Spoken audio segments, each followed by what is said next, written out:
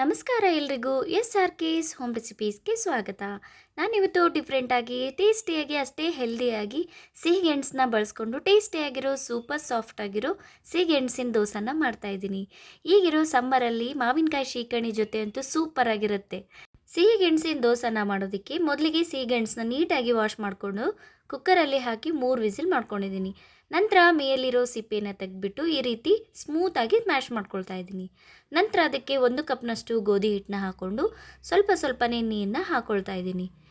ಈ ರೀತಿ ನೀರನ್ನ ಹಾಕ್ಕೊಂಡು ಗಂಟು ಇಲ್ಲದೆ ಇರೋ ಥರ ನೀಟಾಗಿ ಇದನ್ನು ಸ್ಮೂತಾಗಿ ಮಿಕ್ಸ್ ಮಾಡ್ಕೊಳ್ತಾ ಇದ್ದೀನಿ. ನೀವು ಹೊಸದಾಗಿ ನಮ್ಮ ವಿಡಿಯೋನ ನೋಡ್ತಾ ಇದ್ದರೆ ಪ್ಲೀಸ್ ಸಬ್ಸ್ಕ್ರೈಬ್ ಮಾಡ್ಕೊಳ್ಳಿ, ಸಪೋರ್ಟ್ ಮಾಡಿ.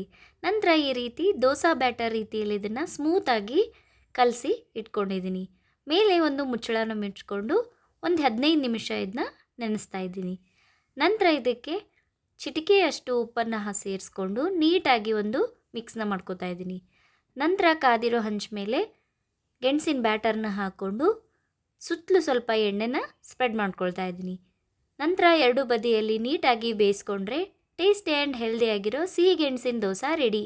ಈ ವಿಡಿಯೋ ನಿಮಗೆ ಇಷ್ಟ ಆದರೆ ಶೇರ್ ಮಾಡಿ, ಕಮೆಂಟ್ ಮಾಡಿ, ಸಬ್ಸ್ಕ್ರೈಬ್ ಮಾಡಿ ಹಾಗೂ ಲೈಕ್ ಮಾಡೋದನ್ನು ಮರಿಬೇಡಿ. ಮತ್ತೊಂದು ಹೊಸ ರೆಸಿಪಿ ಜೊತೆ ಮತ್ತೆ ಸಿಗ್ತೀನಿ. Thank you.